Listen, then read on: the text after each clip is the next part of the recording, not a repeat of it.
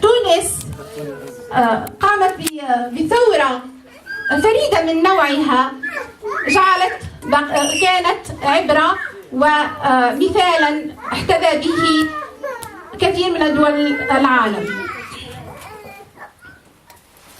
دم شهدائنا وآلام جرحانا وإقدام شعبنا هي التي شجعتنا على بعث جمعية كرامة رغم العوائق المادية خاصة، ولكننا مصرون بعزم على خدمة وطننا والسعي إلى إعماره وحماية حقوق كل تونسي بعيدا عن الحسابات الضيقة أو السياسية. واليوم كرامة تمد يدها لكم جميعا، لكل تونسي في الداخل والخارج، لنسعى معا لتعمير تونس، لجعلها خضراء حقا بعد أن جعلوها لعقود سوداء ثم بدماء شهدائنا حمراء. في مثل هذا اليوم رحلت طاغية، ولكن الوجوه التي خلفت اغتالت فينا الفرحة. أما اليوم وقد بدأت الثمار الأولى للثورة تظهر، وقد أنجزنا انتخابات شهد العالم لها ولوعي الشعب التونسي الذي هب لتبليغ صوته.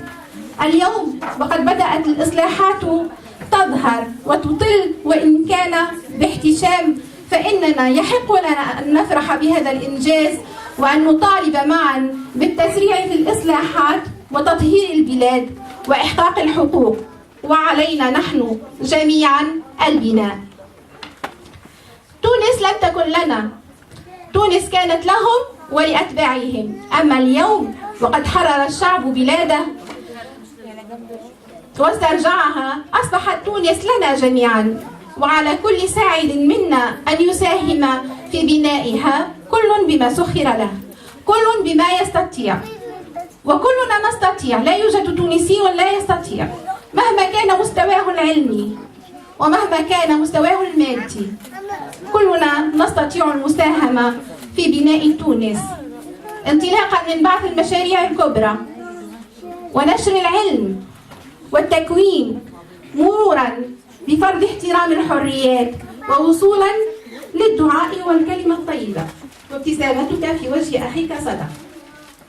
باش نقولها بالتونسي دارجة تونسي، خاطر التونسي عبر خير ساعات. قبل كيف الجار يحل باب داره وماشي للخدمة، يشوف جاره بدا خايف منه. نتصوروا احنا معناتها يبدا تعابير وجهه برك يمشي للخدمة، يبدا خايف من اللي ماشي وراه، في وسيلة النقل خايف من اللي قاعد على الكرسي اللي بجنبه، في المكتب في الشغل خايف من زميله. كيف يكون مردود هذا المواطن التونسي؟ اليوم حتى واحد يحل بابه يلقى جاره يتبسم. الحرية يعني ممكن احنا هنا عايشين في بلاد فيها قسط كبير من الحرية، ربما ما ننتبهوش لقيمة الحرية، لكن اللي عاش الظلم، اللي عاش القهر، اللي عاش السجن سنوات، اللي عاش اغتصاب حريته، يعرف ايش معناها واحد الصباح يتنفس حرية.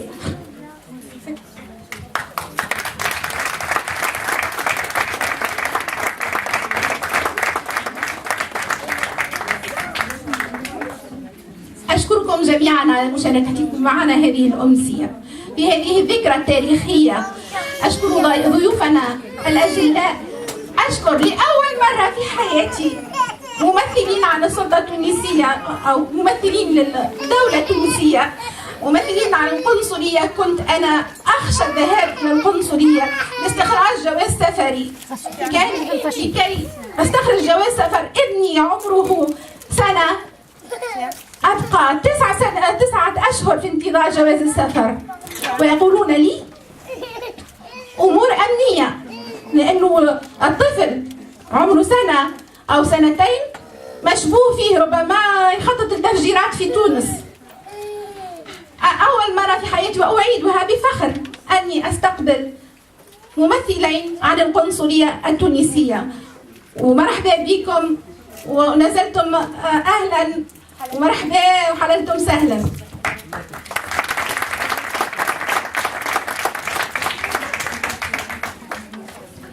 أشكر كل الضيوف، الأستاذ الذي سوف يحاضر بعد قليل، وأيضا الممثلين عن مصر سوف يلتحقون بنا إن شاء الله، وعن سوريا، والممثل عن فلسطين الأشهر بالنار على علم فلسطين. اليوم تونس ومصر وليبيا، وبعد أيام سوريا إن شاء الله واليمن، وقادمون إلى فلسطين إن شاء الله، وسنصلي في الأقصى بإذن الله، الأقصى الحب. أشكر أيضا الفرق الفنية التي ستساهم معنا في إحياء هذه الأمسية، وأريد أن أتوجه بشكر خاص للأطفال الذين سوف يقدمون عرض عن الثورة، كيف رأوها وكيف جسدوها من خلال ما عاشوا أيام الثورة. لن أطيل كثيرا، أرجو أن تقدموا معنا جميعا أمسية ممتعة. السلام عليكم.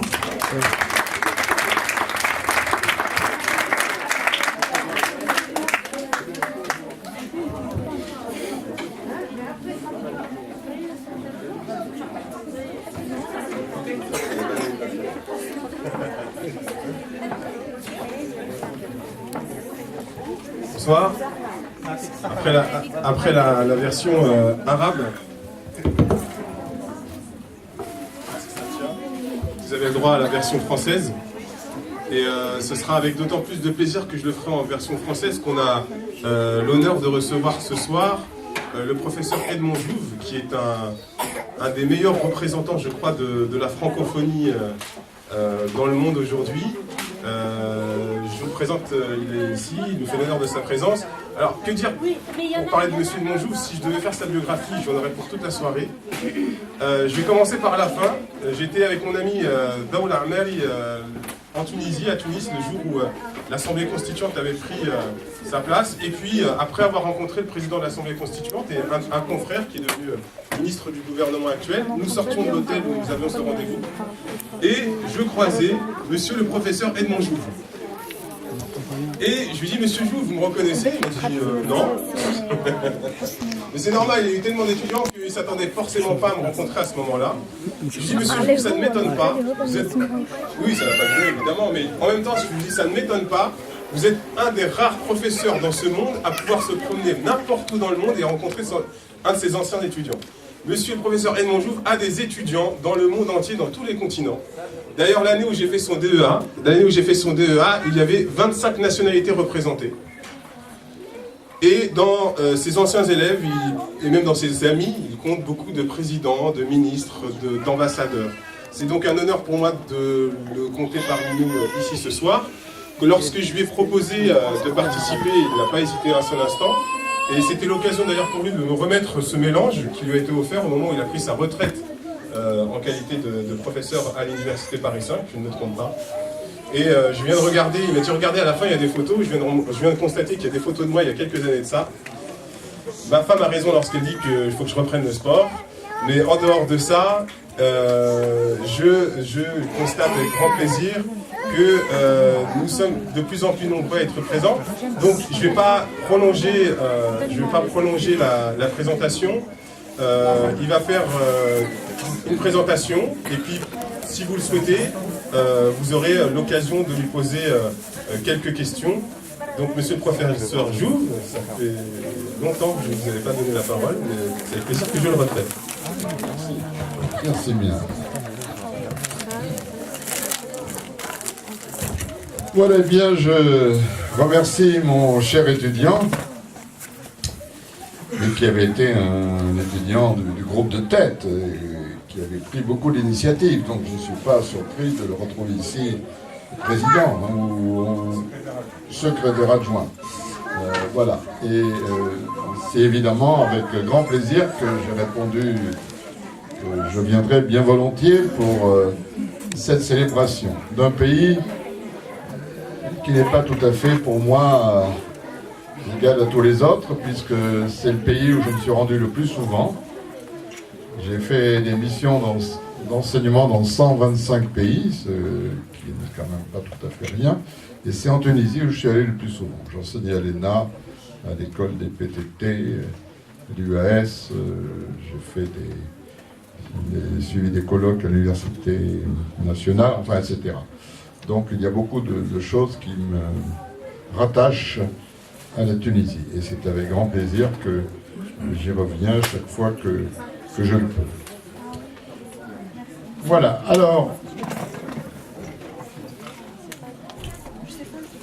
finalement, je vais faire quelque chose probablement assez rapide, mais enfin il faut que je vérifie avec les universitaires, de façon à laisser un peu de temps pour les questions. Il devrait y en avoir sans doute un certain nombre. Voilà. Alors, Madame la Présidente, Monsieur le représentant de l'ambassade de Tunisie en France, Monsieur le secrétaire général, Monsieur le secrétaire général adjoint, Mesdames, Messieurs, chers amis, il y aura bientôt 6 ans, le 2 juin 2012, je proposais à mes étudiants de doctorat, certains ici peuvent en témoigner, de commenter pendant 5 heures pour le Master 2 Politique et droit du développement cet extrait du poète tunisien Abou El-Qassem Chebi, je le cite: « Si un peuple un jour veut vivre, le destin ne pourra que répondre à son attente. Le matin succédera nécessairement à la nuit et les chaînes se briseront inéluctablement. » Voilà un an, le jour même du départ ou de la fuite, comme on voudra, du président Ben Ali, un étudiant tunisien anonyme m'appela pour me dire que durant toutes ces années de dictature, ce propos que je viens de rappeler l'avait aidé à vivre et que je lui avais fait découvrir. J'ai appris depuis qu'il était, je crois, dans mon hymne national, mais peut-être qu'il ne savait pas. Et en cette journée historique, eh bien, il voulut m'en remercier. Et de toute la révolution tunisienne, que comme tous les Français, j'ai suivi pas à pas, c'est certainement la chose qui m'a le plus touché. Cet appel anonyme, qui a duré peut-être 1 minute, pas plus. Eh bien, ce premier anniversaire de la révolution tunisienne, c'est l'association Karma qui veut bien m'honorer en me demandant, et j'en remercie Maître Ozi Mati, de dire quelques mots sur le thème dictature et démocratie. Je les dédie à mes chers étudiants de Paris Descartes et de l'UAS, qui, chacun à leur manière, ont agi parfois au péril de leur vie, en donnant ce qu'ils avaient de meilleur, pour permettre à la Tunisie de s'engager sur le chemin des temps nouveaux. C'est une formule du général de Gaulle. Vos visages, chers étudiants, ne m'ont pas quitté. Que vous soyez de Paris, de Tunis, de Sousse ou d'ailleurs, que vous apparteniez à Ennahda, au Congrès pour la République, à El Arida ou que vous ne représentiez que vous-même. Vos noms resteront à jamais gravés en moi. Lotfi, Hosni, Karima, Mounir, je ne donne que les prénoms. Comme ça, il faudra trouver le nom, ça sera plus compliqué. Mounir, Ahmed, mais je n'ai inventé aucun. Abdelatif, Fadel, Oula, Mohamed, Hichem, Amor, Hussein et tant d'autres. Vous avez rejoint la cohorte sans fin des soldats de la Révolution. Il fallait pourtant que l'un d'entre vous soit l'étincelle qui mettrait le feu à la plaine. Ce fut Mohamed Bouazizi, ce jeune marchand de fruits ambulants qui, le 17 décembre 2010, s'immola par le feu. À partir de là, tout s'enchaîna. Les ténèbres se dissipèrent. Les chaînes se brisèrent, avec pour objectif rien de moins que de battre la dictature et d'instaurer un gouvernement du peuple, par le peuple et pour le peuple. Autrement dit, la démocratie. Il est bon aujourd'hui de se souvenir, car partout dans le monde, la dictature peut ressurgir. Comment donc déterminer son critère? Comment l'identifier? 3 traits nous paraissent déterminants. D'abord, l'osmose des appareils idéologiques et administratifs. Une fidélité idéologique stricte est exigée des fonctionnaires. La police a un caractère politique, plus ou moins avoué. L'autonomie des appareils idéologiques n'existe plus. Ce sont des branches, parmi d'autres, d'un même système. Ensuite, deuxième trait de la dictature, les conflits entre les groupes sociaux constitutifs de l'État ne sont plus tolérés. Ils ne doivent plus s'opposer mais collaborer. Ainsi, le multipartisme, la séparation des pouvoirs, l'autonomie judiciaire disparaissent peu ou prou. Enfin, on assiste à une dégradation du phénomène politique. Le droit, quel que soit son contenu, n'offre aucune sécurité. Le respect de la règle, en tant que tel, ne fait pas partie des valeurs que le régime s'impose à lui-même. De fait, les textes ne lient guère l'appareil répressif et sont sujets à toutes les interprétations. Ces caractères se retrouvent dans l'ensemble des dictatures, au premier rang desquelles l'Italie mussolinienne, de 1922 à 1943, l'Allemagne nazie, 1933-1945, et nous les retrouvons bien sûr dans le régime de Ben Ali. Chacun de vous en a fait directement ou indirectement l'expérience. Il serait facile aussi de les mettre en évidence dans l'Égypte de Moubarak et dans la Libye du Kadhafi. Dans son livre vert, le guide de la Révolution instruit le procès de la démocratie occidentale qui, selon lui, je le cite, conduit à un système dictatorial, mais, nous dit-il, sous un déguisement démocratique. Un jour, nous le savons, le peuple bayonnais veut vivre, à lui donc, d'instaurer un régime qui le représente. Reprenons les critères de la dictature. Que deviennent-ils en démocratie? 1. Il n'y a plus osmose, mais séparation à la fois organique et fonctionnelle entre appareils idéologiques et administratifs. L'État est théoriquement neutre. Il n'est porteur d'aucune idéologie.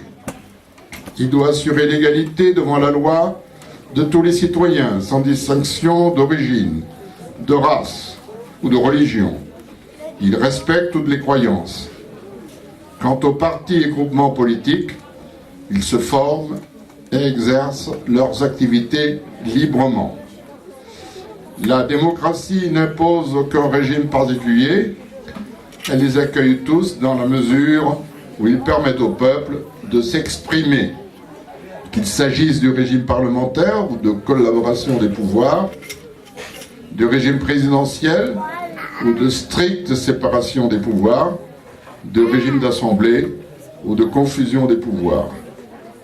Les droits de l'individu doivent être reconnus et respectés. C'est le troisième point. Ces droits sont aujourd'hui de 4 types. Habituellement on dit 3, mais j'en ajoute 2. Droit de la première génération, ou droit politico-juridique, énoncé en 1989.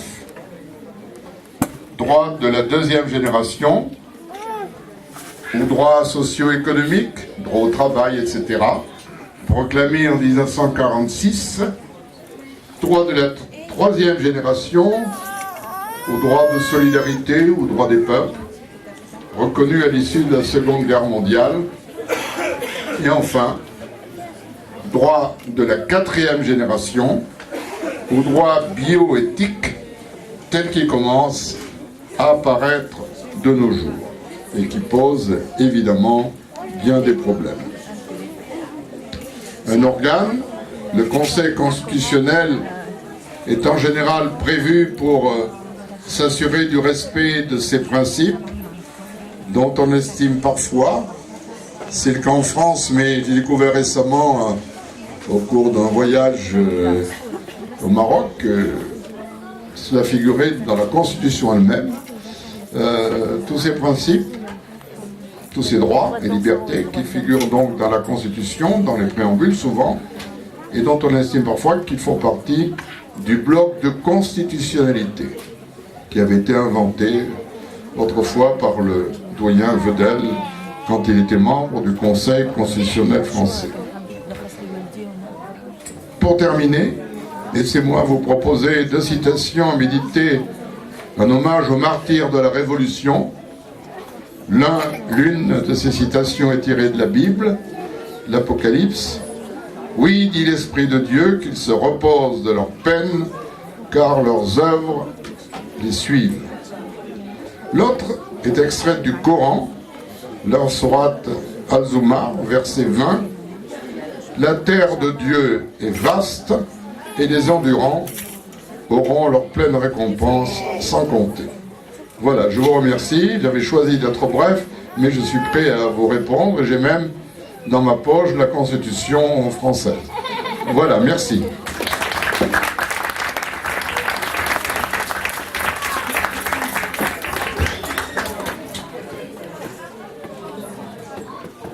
Oui. Est-ce que vous avez des questions? Ou bien vous pouvez discuter avec le professeur après autour d'un plat, d'un couscous tunisien, après la soirée bien sûr. On va faire les deux. Les deux, oui. C'est la première question, c'est toujours compliqué.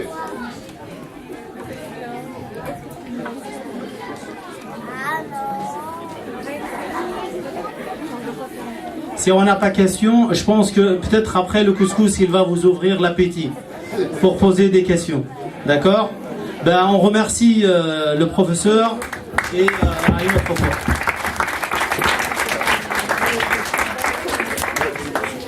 Juste avant que, quand même, parce que c'est pas tous les jours qu'on a l'occasion d'avoir son dernier directeur de DEA en sa compagnie, il y aura le couscous.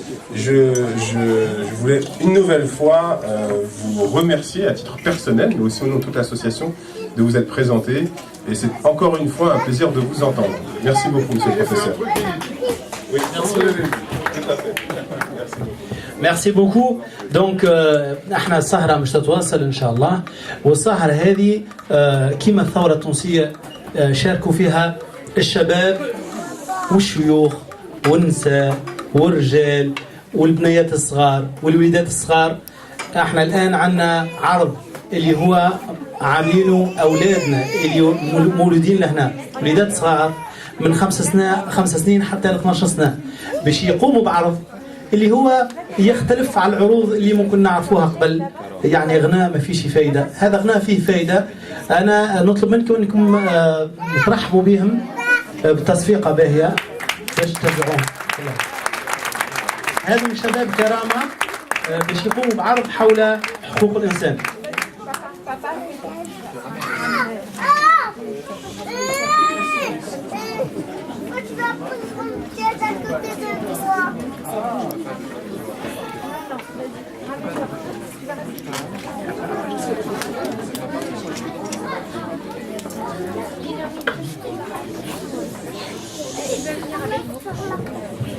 On appelle Lina. Lina Mqadmi. Est-ce qu'elle est partie avec son père ou elle est encore parmi nous?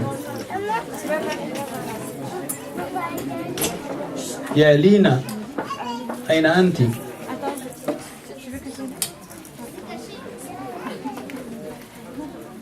Donc si Lina n'est pas là, donc on ne va pas voir un des articles des droits de l'homme.